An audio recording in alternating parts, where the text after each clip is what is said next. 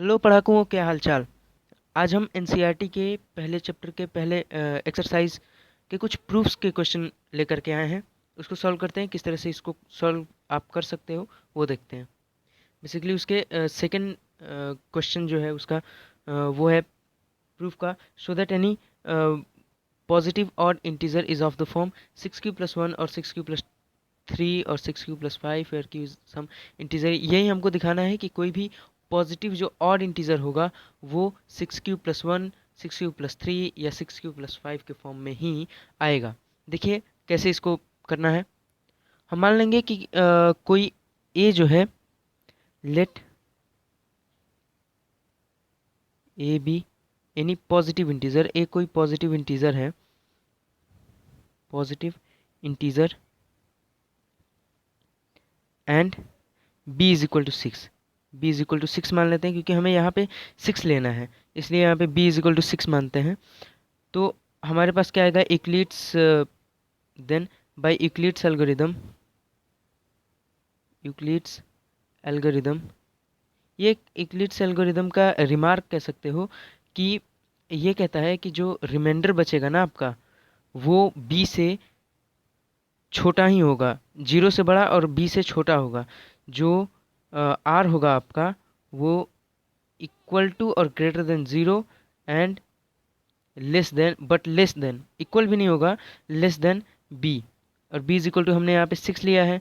So this implies क्या हो जाएगा यहाँ पे कि उस स्टेटमेंट को पहले लिख लेते हैं। a is equal to a equals 6q+r for some integer,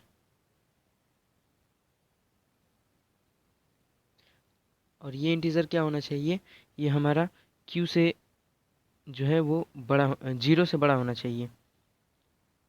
for some integer q greater than equal to 0। और r की वैल्यू कितनी हो जाएगी, r इज इक्वल टू 0, 1, 2, 3, 4, 5। हमने यहाँ पे कहा था ना कि जो r की वैल्यू होगी वो b से छोटी और 0 से बड़ी या बराबर होगी।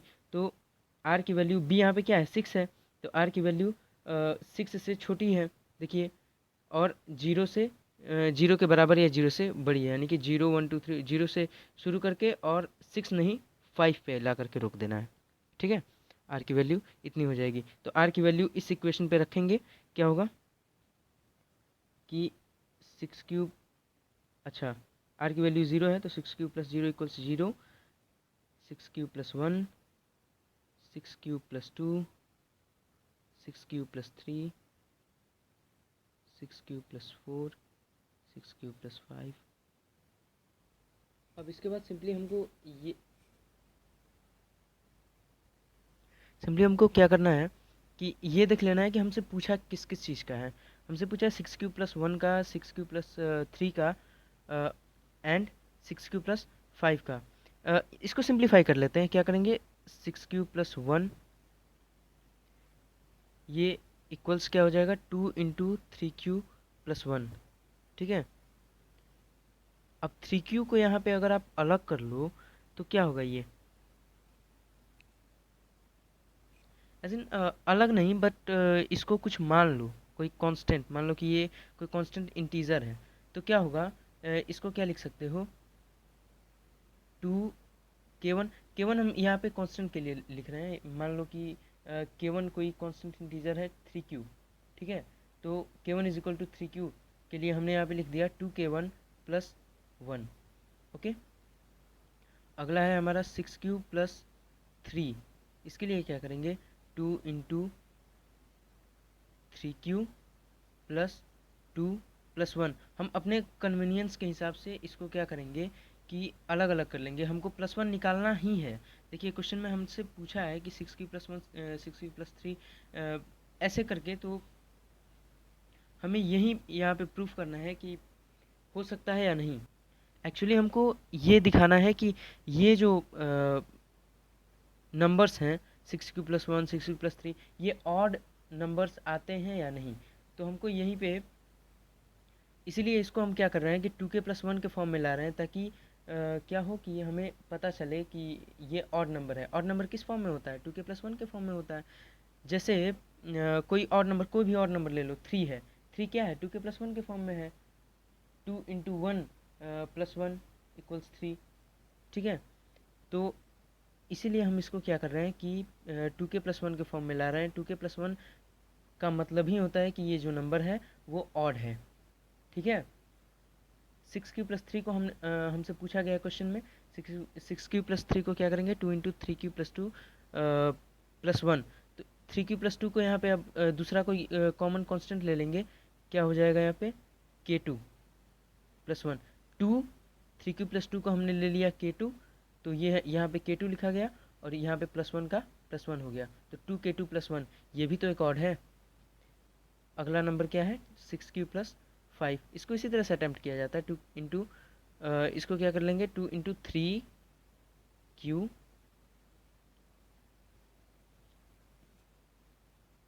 एक्चुअली इसको सिंप्लीफाई करते वक्त ये गलत हो गया था। 3q+2 नहीं, 3q+1 होगा। एंड यहाँ पे क्या हो जाएगा? 6q+5 था, तो इक्वल्स 2 × 3q+2 यहाँ पे कर लेंगे, +1। +1 यहाँ पे लिख लेंगे पहले ही, ठीक है, +1। और 2 × 3q क्या हो जाएगा? 6q और 2 × 2 क्या हो जाएगा? 4 + 1 5। इसीलिए सबसे पहले +1 को निकाल दो, तो +1 इसमें से निकाल दोगे तो क्या बचेगा? 4 बचेगा। 4 का आधा क्या होता है? 2। इसलिए यहाँ पे 2 लिखा जाएगा, क्योंकि हम यहाँ से पे 2 से ही मल्टीप्लाई कर रहे हैं। इस हिसाब से अपना किया जाता है। ये भी एक इसको क्या करोगे कि 2k3, जो टर्म है ये वाला 3q+2, इसको क्या करोगे कि k3 नाम का एक अलग ही कांस्टेंट टर्म मान लोगे, k3। ठीक है, तो क्या हो जाएगा? 2k3 + 1। ये भी किस फॉर्म में आ गया? 2k+1 के फॉर्म में आ गया, तो ये भी एक ऑड इंटीजर है। तो यहाँ पे आप क्लियरली देख सकते हैं कि यहाँ पे क्या करेंगे?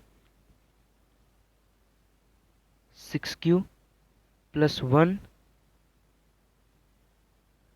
6q+3, 6q+5 are of the form क्या?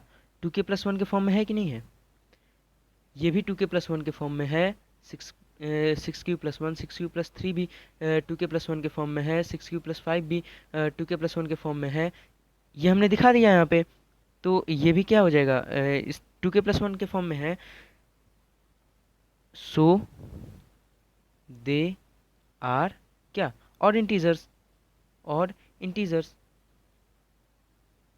सॉरी, ऑड नंबर्स, क्योंकि यहाँ पे हमसे पॉजिटिव नंबर्स मांगा है। ठीक है, यहाँ पे इंटीजर्स करना गलत हो जाएगा।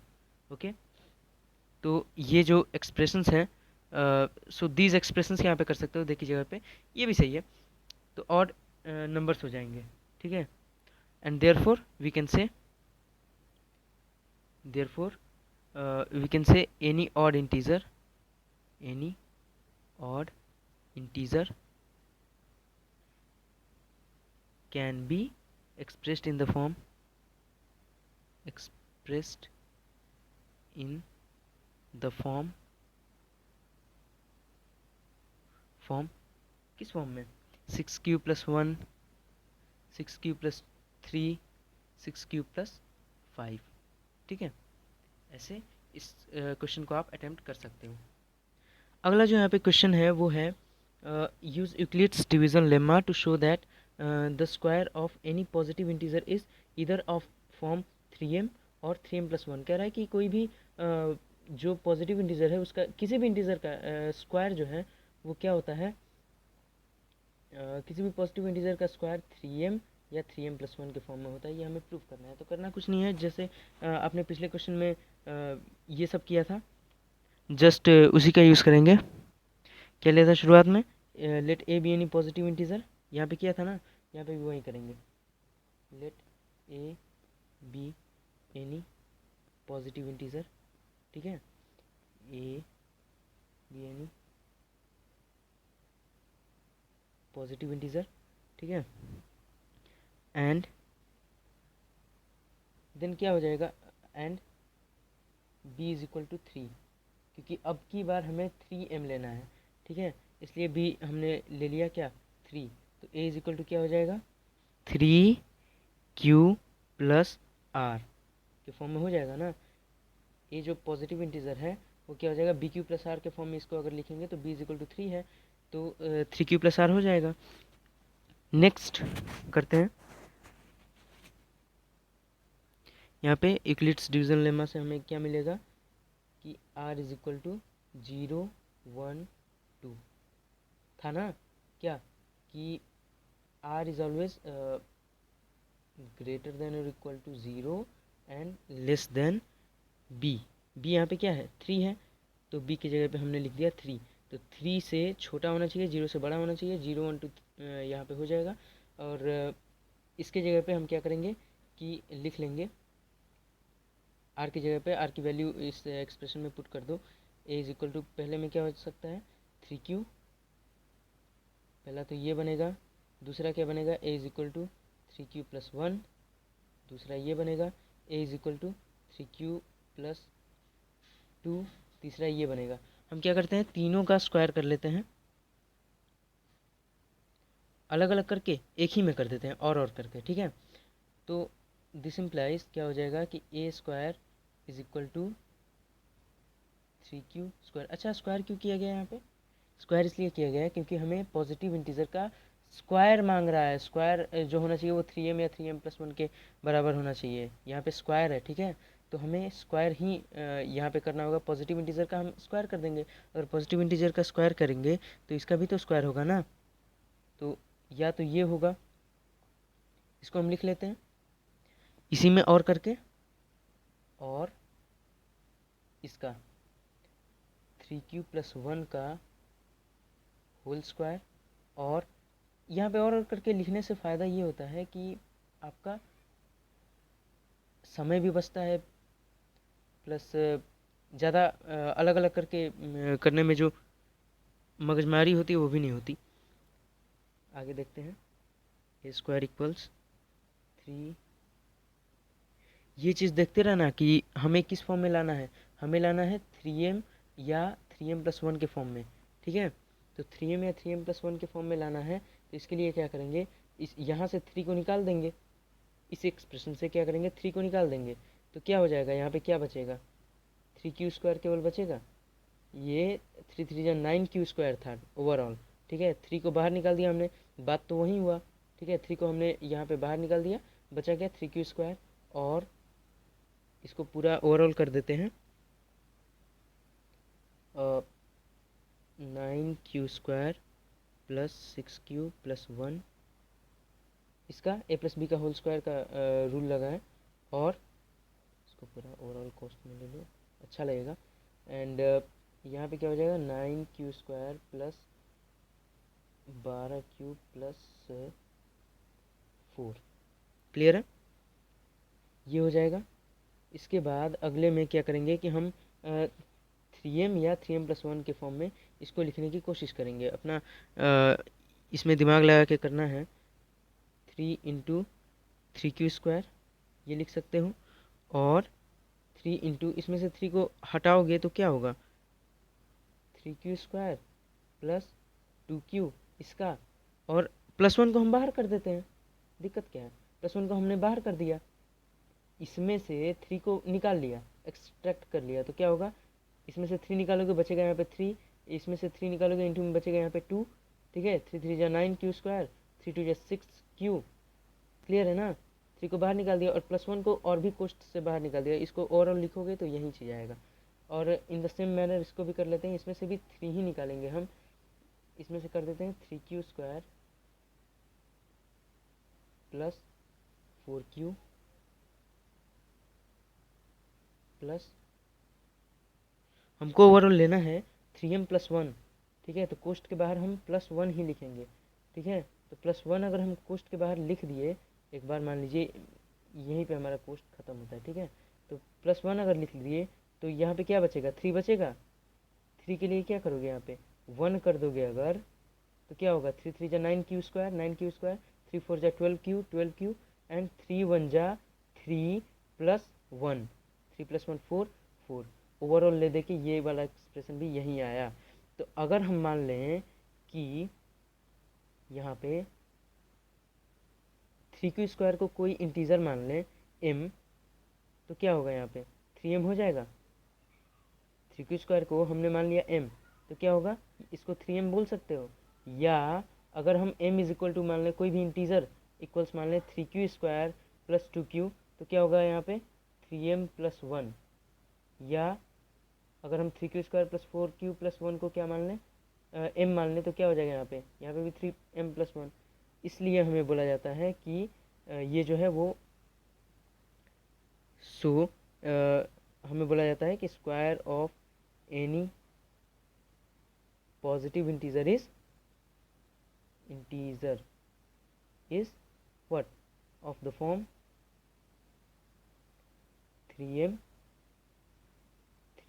प्लस 1 और बस 3m और 3m प्लस 1। तो यही था आपका, आज तो इतना ही कर पाएंगे। अगला एक और क्वेश्चन बच गया जिसको अगली वीडियो में करेंगे। तो वीडियो अच्छी लगी हो तो लाइक कर देना, और जो भी आपको प्रॉब्लम्स फंसते हैं, जो भी क्वेश्चन फंसता है, उसको आप कमेंट कर सकते हो। नीचे कमेंट करोगे तो हम उसका आंसर इस चैनल पे तुरंत आ जाएगा। So thank you very much. Video को लाइक कर देना अच्छा लगा हो तो। Thank you.